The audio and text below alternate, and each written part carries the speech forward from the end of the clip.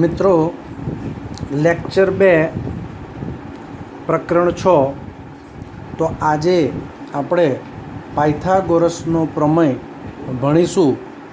તો બોર્ડની પરીક્ષાની અંદર તમારે 2 પ્રમેય પૂછાય છે, એક આ ચેપ્ટરમાંથી પૂછાશે અને એક વર્તુળમાંથી પૂછાશે।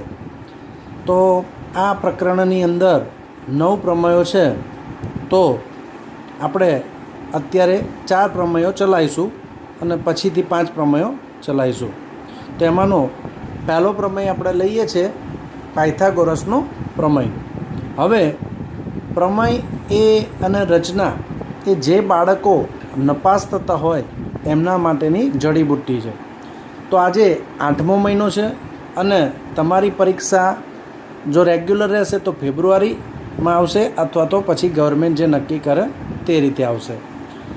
તો ત્યાં સુધી જો તમે પ્રમેય રોજ એકવાર લખો એ બાળક ક્યારેય ફેલ થાય નહીં, પણ રોજ એક વખત પ્રમેય લખાવા છતાં, પ્રમેયની અલગ નોટ બનાવવા છતાં બાળકને જબરજસ્તીથી પાછળ પડીએ, વાલી પાછળ પડે તારે કોકના માટે કામ કરતો હોય એ રીતે જબરજસ્તીથી પ્રમેય લખે છે અને પછી બોર્ડની પરીક્ષામાં પ્રમેય તો કન્ફર્મલી પૂછવાનો જ હોય છે અને ત્યાં એના આવડતો નથી હોતો, તો અને એ ફેલ થઈને ઊભો રહે છે। તો બોર્ડની અંદર નપાસ થવું બહુ અઘરું છે, બરાબર છે। તો તમે જો પ્રમેય રચના અને અમુક પ્રકરણો બી સરસ રીતે કોઈપણ જે તળિયાનો વિદ્યાર્થી છે એ પણ આટલું કરી જાય તો મને નથી લાગતું કે કોઈ ફેલ થાય।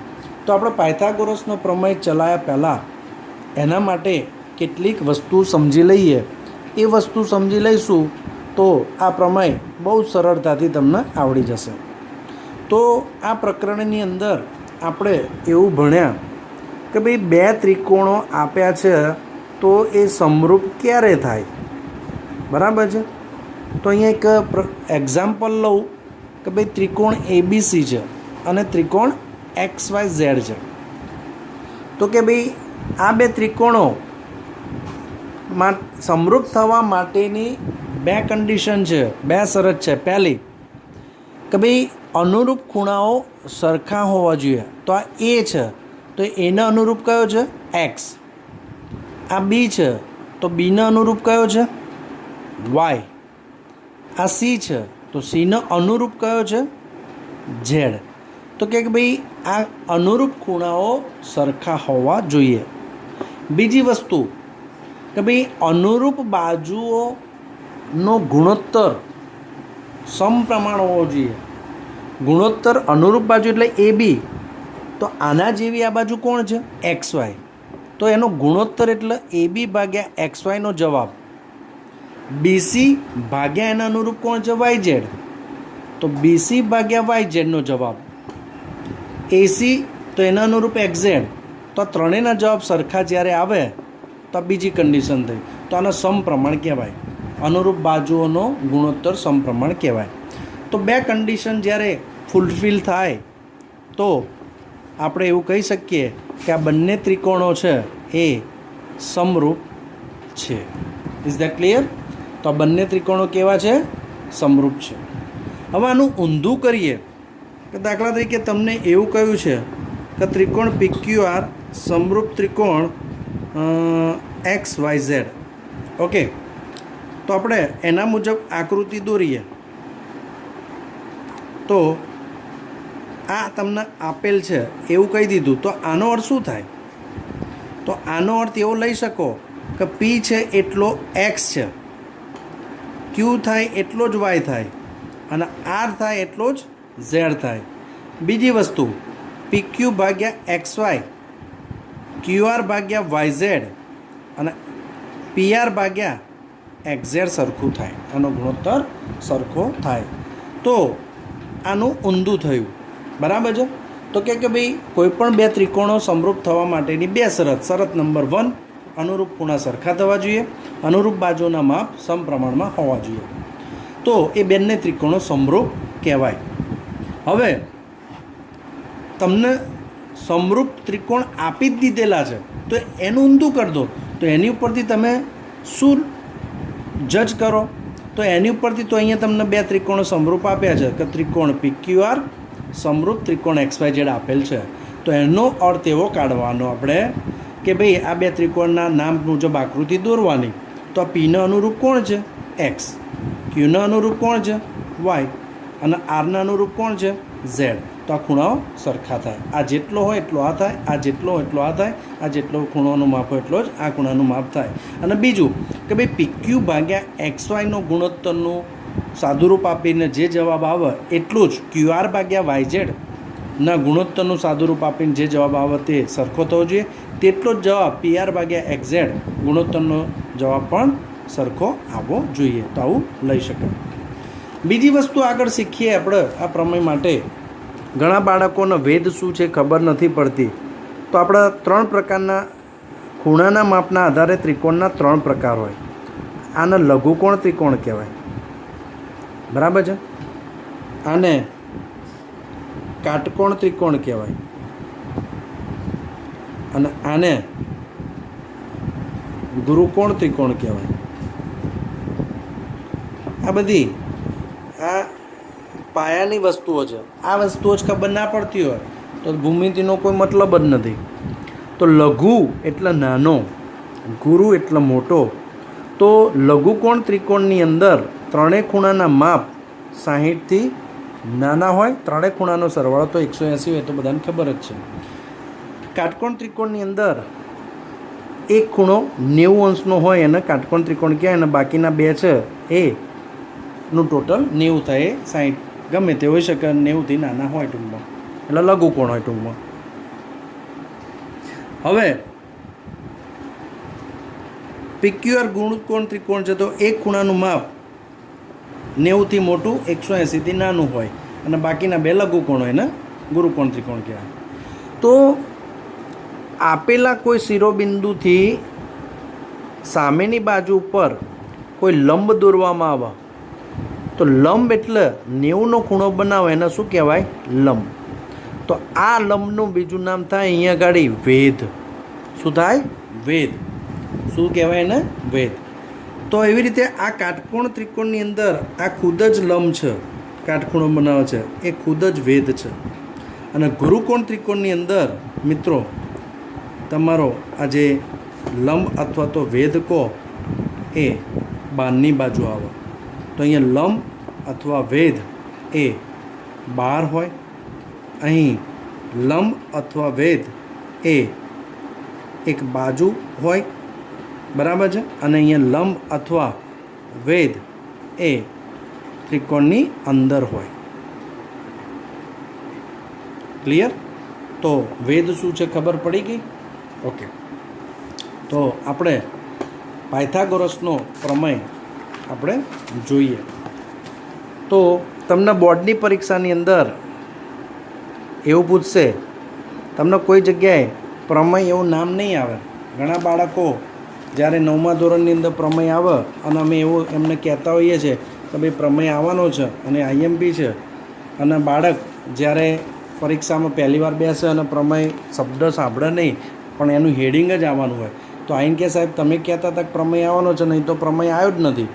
તો એટલે પ્રમેય ના આવે પણ તમને આવી ઘણી જુદી જુદી રીતે કહે. તો પહેલી રીતે એવું કે પાયથાગોરસનું પ્રમેય લખો અને સાબિત કરો, બરાબર છે. અથવા તો એનું હેડિંગ આપી દે. તો એનું હેડિંગ એવું છે કે ભાઈ કાટકોણ ત્રિકોણમાં કર્ણનો વર્ગ બાકીની બે બાજુઓના વર્ગોના સરવાળા જેટલો હોય છે. અથવા ત્રીજી રીતે આવી રીતે કહે તો આ રીતે ભાષામાં લખે અથવા ગણિતની ભાષામાં લખે કે ભાઈ ત્રિકોણ ABCમાં ખૂણો B કાટખૂણો હોય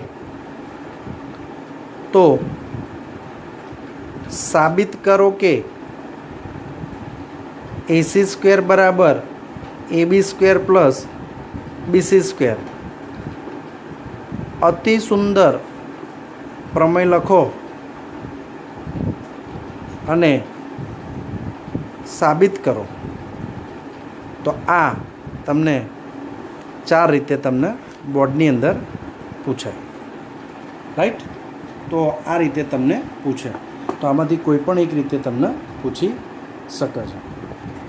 તો અહીં આગળ જો પાયથાગોરસનું પ્રમેય લખો તો તમારે સૌ પ્રથમ એનું હેડિંગ લખવું જ પડે, કમ્પલસરી. બરાબર છે? તો એને પ્રતિજ્ઞા કહીએ આપણે. એના પછી પક્ષ, સાધ્ય અને સાબિતી. પ્રતિજ્ઞા, પક્ષ, સાધ્ય, સાબિતી. તો પ્રમેયના કુલ 3 અંગ હોય, 3 અંગો હોય, પક્ષ હોય, સાધ્ય હોય અને સાબિતી હોય. તો સૌ પ્રથમ આપણે અહીંયા ચાલુ કરીએ. તો પાયથાગોરસનું પ્રમેય અથવા તો અતિ સુંદર પ્રમેય એ ના કીધું હોય તો નહીં લખવાનું, તો એનું હેડિંગ લખીએ. તો પાયથાગોરસનું પ્રમેય તો આપણે જાતે લખવું પડે. તો કાટકોણ ત્રિકોણમાં હું સમજાવું છું દરેક વસ્તુ. કર્ણનો વર્ગ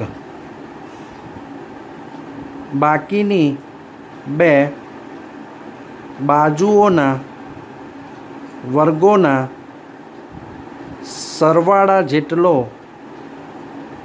હોય છે. હવે આપણે આ કાટકોણ ત્રિકોણ દોર્યો. રાઈટ? સપોઝ આ ABC કાટકોણ ત્રિકોણ છે. તો કાટખૂણાની સામેની બાજુને કર્ણ કહેવાય. તો ત્રિકોણમાં 3 બાજુ હોય, પહેલી, બીજી અને ત્રીજી. તો આ ત્રીજી કર્ણ છે અહીંયા આપણો. તો આ કયો ત્રિકોણ થયો? કાટકોણ. તો કાટકોણ ત્રિકોણમાં કર્ણનો વર્ગ. તો ભાઈ કર્ણ કોણ છે? AC. એનો વર્ગ કેટલો છે? તો કે ભાઈ બાકીની 2 બાજુઓ. તો બાકીની બાજુ કઈ થઈ? તો કે ભાઈ AB. બીજી કઈ થઈ? તો કે ભાઈ BC. એના વર્ગોનો સરવાળા જેટલો હોય છે. રાઈટ? તો ફરીથી, તો કાટકોણ ત્રિકોણમાં કાટખૂણાની સામેની બાજુને કર્ણ કહેવાય. તો કશું કરવાનું નથી. તો આપણે આ રીતે મોઢે કરવાનું છે કે ભાઈ કાટકોણ ત્રિકોણમાં કર્ણનો વર્ગ એ બાકીની 2 બાજુના વર્ગોના સરવાળા જેટલો હોય છે. તો આપણે અહીં પક્ષ લખીએ. તો અહીંયા આપણે આકૃતિ દોરીએ. હવે મિત્રો, આકૃતિ કમ્પલસરી પેન્સિલથી જ હોવી જોઈએ. બરાબર છે? ઘણા બાળકો પેનથી આડી અવડી દોરી દે છે. તો મહેરબાની કરીને એવું તમારે કરવું નહીં, ત્યાં માર્ક્સ કપાઈ જશે. ચલો, તો આપણે અહીંયા આ કાટકોણ ત્રિકોણ અહીંથી લીધો. બરાબર છે? તો આપણો પક્ષ ત્રિકોણ ABCમાં ખૂણો B કાટખૂણો છે. સાધ્ય એટલે આપણે સાબિત શું કરવું છે? એને સાધ્ય કહેવાય. તો આ કાટકોણ ત્રિકોણમાં કાટખૂણો થયો, એની સામેની બાજુ કઈ થઈ? તો કે ભાઈ AC સ્ક્વેર થઈ. તો બાકીની 2 બાજુ કઈ થઈ? AB square plus BC square. તો સૌ પ્રથમ આપણે આટલું તૈયાર કરવાનું અને એને તમારે લખોઈને નાખવાનું. બરાબર છે? આ એકવાર જ મોઢે કરવાનું છે, પછી રોજ એની પ્રેક્ટિસ કરવાની છે. તો કાટકોણ ત્રિકોણમાં લખવાનું હેડિંગ પાયથાગોરસનું પ્રમેય. તો કાટકોણ ત્રિકોણમાં કર્ણનો વર્ગ બાકીની 2 બાજુના વર્ગોના સરવાળા જેટલો હોય છે. પક્ષ ત્રિકોણ ABCમાં ખૂણો B કાટખૂણો છે. સાધ્ય તો આ કર્ણ આ છે. તો AC સ્ક્વેર બરાબર AB square plus BC square. આ આપણી આકૃતિ થઈ. રાઈટ? ચલો, હવે આપણે મેઇન પોર્શન છે સાબિતી, એ જોઈએ. તો આપણે અહીંયા સુધી તમારે એક ભાગ સમજવાનો મોઢે કરવા માટે. તો બહુ જ ઇઝીલી તમે શું કહેવાય તૈયાર કરી શકશો.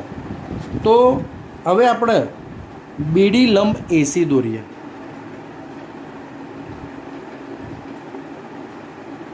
બંને બાજુ કાટખૂણો થાય. તો BD લંબ AC દોરો. ચલો, દોર્યો.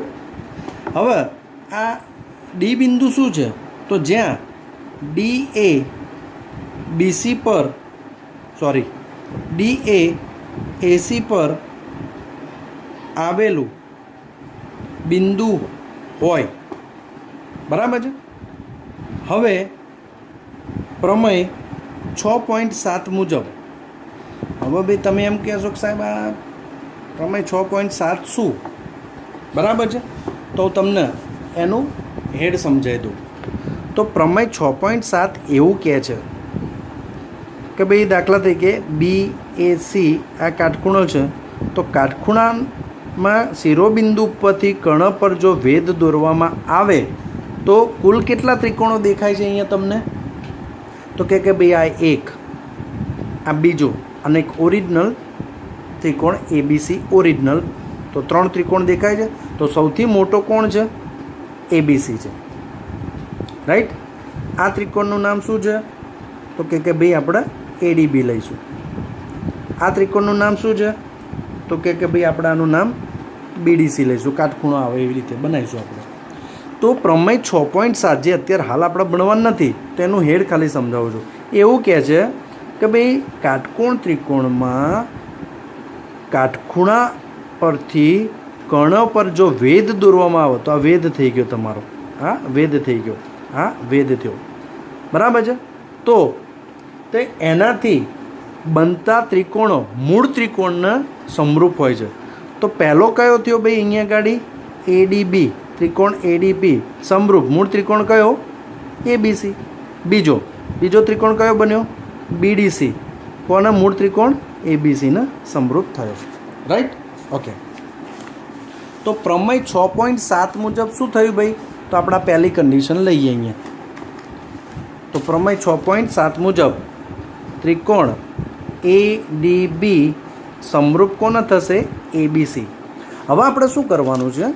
તો જો ADB આપણે દોરીએ, જો ADB અને મૂળ ત્રિકોણ કયો છે આપણો? ABC. હવે સમરૂપ કહી દીધું તો મેં આજના લેક્ચરની શરૂઆત જ અહીંથી કરી હતી. તો હવે આપણે જે લેવું અહીંયા લઈ શકીએ. તો અહીંયા જો આપણે આ છે ADB, તો અહીંયા આગળ આપણે શું કરીશું કે ભાઈ આ તો આના અનુરૂપ કઈ બાજુ થશે? AB. તો AD ભાગ્યા AB, આ ભાગ્યા આ. હવે આપણે આનું કામ નથી, આપણે કર્ણનું કામ છે. તો AB ભાગ્યા AC શું થશે?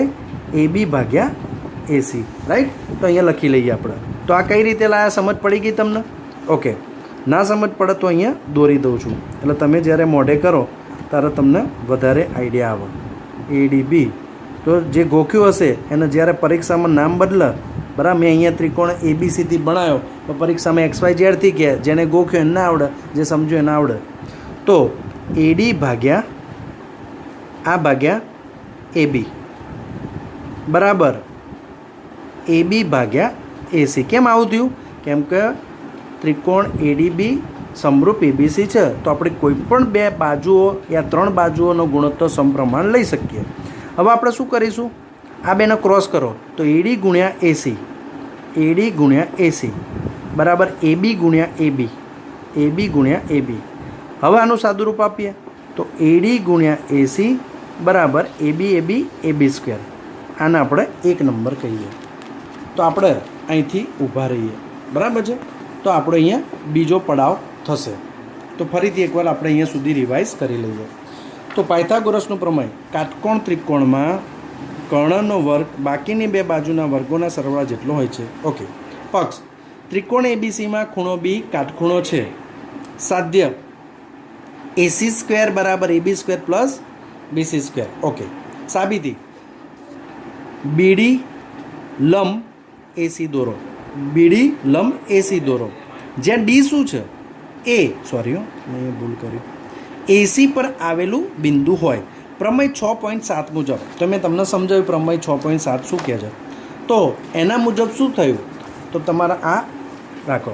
તો ADB સમરૂપ ABC, તો આ ભાગ્યા આ ભાગ્યા આ, ક્રોસ ગુણાકાર કરતો મળી ગયું, બરાબર છે. ઓકે. હવે તે જ પ્રમાણે ભાઈ આપણો બીજો ત્રિકોણ મેં તમને સમજાવ્યો, તો બીજી કઈ પેર થઈ ભાઈ? આ રહી. કઈ છે? તો આકૃતિ દોરો, આકૃતિ દોરી અહીંયા. BDC BC તો BD ભાગ્યા બરાબર છે, પણ અહીંયા એક તો આપણે આ બે તો જોઈએ જ છે બરાબર છે, BC અને AC જોઈશે. હવે અહીં આગળ આપણે શું જોઈએ છે તો કે ભાઈ CD જોઈશે અને અહીંયા BC જોઈશે. આની જરૂર નથી તો આપણે શું લઈશું DC કહું કે CD કોઈ એક જ છે બરાબર છે. તો DC ભાગ્યા BC આ ભાગ્યા આ અને BC ભાગ્યા AC રાઈટ. તો તે જ પ્રમાણે પ્રમેય 6.7 મુજબ કયા બે ત્રિકોણો સમરૂપ થયા તો કે ભાઈ આપણે BDC સમરૂપ ત્રિકોણ ABC. તો અહીંયા આકૃતિ હું દોરી દઉં છું તમારા રેફરન્સ માટે જેથી તમારે ગોખવું ના પડે રાઈટ. તો BDC ABC તો આપણે આ ભાગ્યા આ અને આ ભાગ્યા આ લેવું છે.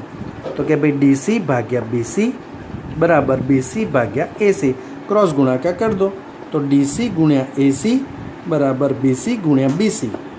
હવે સાદું રૂપ આપીએ DC ગુણ્યા AC બરાબર BC સ્ક્વેર. 2 નંબર લો. અહીંયા આપણો ત્રીજો પડાવ રાઈટ. તો આપણે ફરી એક વખત જોઈ લઈએ. તો પહેલો પડાવમાં શું હતું આપણું તો કે ભાઈ પ્રતીકના પક્ષ સાધ્યના આકૃતિ. તો બી તમારો એક માર્ક કન્ફર્મ થઈ ગયો. તો પાયથાગોરસનું પ્રમેય હેડિંગ મારો એના શબ્દોમાં લખીએ કાટકોણ ત્રિકોણમાં કર્ણનો વર્ગ બાકીની બે બાજુના વર્ગોના સરવાળા જેટલો હોય છે. આકૃતિ દોરી પક્ષ ત્રિકોણ ABCમાં ખૂણો બી કાટખૂણો છે. સિમ્પલ આપણે જે સાબિત કરવું લખી નાખો AC સ્ક્વેર બરાબર AB square plus BC square. સાબિતી BD લંબ AC દોરો જ્યાં D એ AC પરનું બિંદુ હોય. હવે પ્રમેય 6.7 મુજબ તો મિત્રો મેં અહીંયા તમને પ્રમેય 6.7નું આખી બધી વસ્તુઓ સમજાવી છે રાઈટ. શું કર્ણ છે ના ખબર પડે તો તમે વિડીયો રિવર્સ કરી જુઓ. તો પહેલો ત્રિકોણ ADB સમરૂપ ABC તો આ ભાગ્યા આ લઈ લો ક્રોસ ગુણાકાર કરી દો AB સ્ક્વેર. એ જ પ્રમાણે બીજો ત્રિકોણ BDC સમરૂપ ABC આ ભાગ્યા ક્રોસ ગુણાકાર કરી દો સાદુરૂપ. હવે સિમ્પલ હવે આપણે મંજિલની નજીક છે તો 1 અને 2નો સરવાળો કરતા તો ચલો ભાઈ પહેલા નંબરની ડાબી બાજુ AD ગુણ્યા AC વત્તા થોડું દૂર રાખો ને તો ભીચડમ થશે ખબર નહીં પડે. બીજાનો સરવાળો બરાબર છે એને ડાબી બાજુ DC ગુણ્યા AC બરાબર પહેલાંની જમણી બાજુ AB square plus BC square. તો આ બાજુ તો આપણું ફિક્સ થઈ ગયું. હવે આ બંનેની આ પહેલું પદના બીજું પદ તો આ બંનેમાં કોમન શું છે AC. તો હું ACને કોમન કાઢી લઉં તો શું આવ્યું AD પ્લસ DC. આ બાજુ તો હવે આપણે કોઈ અડપલા કરવાના નથી અહીંયા. ચલો હવે મિત્રો હવે કોઈ પણ વિદ્યાર્થી આપણને કહી શકે કે ભાઈ AD પ્લસ DC શું છે. તો અહીંયા જો આકૃતિમાં હું AD અને DCને ભેગા કરું શું બને AC બનવાના છે. AD પ્લસ DCને ભેગા કરું તો શું બને AC બને રાઈટ. અહીંયા તો આ AC બરાબર AB square plus BC square માટે AC સ્ક્વેર બરાબર AB square plus BC square. તો આપણું અહીં પ્રમેય સાબિત થઈ ગયું રાઈટ. તો ફરીથી આપણે જોઈએ પ્રમેયને. તો ભાઈ પ્રમેયનું હેડ છે પાયથાગોરસનું પ્રમેય લખોને સાબિત કરો આવી રીતે પૂછે અથવા અતિ સુંદર પ્રમેય લખોને સાબિત કરો તો આવી રીતે આપણે ભાષામાં લખવાનું. આ રીતે કીધું તો આ લખી દેવાનું અને પ્રતિજ્ઞા કહેવાય પાયથાગોરસનું પ્રમેય. પછી આકૃતિ પક્ષ સાધ્ય સાબિતી. તો જોઈએ પાયથાગોરસનું પ્રમેય કાટકોણ ત્રિકોણમાં કર્ણનો વર્ગ બાકીની બે બાજુના વર્ગોનો સરવાળો જેટલો હોય છે. પક્ષ ત્રિકોણ ABCમાં ખૂણો બી કાટખૂણો છે. સાધ્ય હવે આ જે ભાષામાં લખ્યું તે હવે ગણિતિક ભાષામાં લખો AC સ્ક્વેર બરાબર AB square plus BC square થઈ ગયું. સાબિતીમાં BD લંબ AC દોરો જ્યાં D એ AC પર આવેલ બિંદુ હોય. પ્રમેય 6.7 બસ આ પ્રમેયની પેર તમારે સમજવી પડશે કે ભાઈ કાટકોણ ત્રિકોણમાં શિરોબિંદુમાંથી દોરેલ કાટખૂણો બનાવતા શિરોબિંદુમાંથી કર્ણો પર જો વેધ દોરવામાં આવે તો જે બે ત્રિકોણ થયા એ ત્રિકોણો એક આ ત્રિકોણ તો મૂળ ત્રિકોણ ABCના સમરૂપ હોય. બીજા નંબરનો ત્રિકોણ આ એ મૂળ ત્રિકોણ ABCના સમરૂપ હોય. તો આ રીતે થઈ ગયા. તો આવી બે આકૃતિ દોરણ સમરૂપ છે તો આપણે જે બાજુના ગુણોત્તર સમપ્રમાણમાં લેવા હોય એ લઈ શકીએ. તો આપણે જોઈએ અહીંયા તો આપણે પહેલી વસ્તુ લીધી ADB સમરૂપ એબીસી. હવે આ ભાગ્યા આ ક્રોસ ગુણાકાર કરતો નંબર 1. એવી રીતે બીજી પેર લઈ લો. પછી આ તો યાર સિમ્પલ છે. આ ભાગ્યા આ ક્રોસ ગુણાકાર કરતો. હવે 1 અને 2નો ટોટલ મારો. આની ડાબી બાજુ 2 નંબરની ડાબી બાજુનો ટોટલ, પહેલા નંબર અને બીજા નંબરની જમણી બાજુનું ટોટલ. આ બાજુ તો હવે આપણે કશું કરવાનું નથી. હવે આ બંનેની અંદરથી થોડું છૂટું લખજો, નહીં તો ખબર નહીં પડે. જો ગોખ્યું હશે તો કંઈ ખબર નહીં પડે, પણ ગોખ્યું નહીં હોય તો તરત ખબર પડશે. તો આ બંનેની અંદર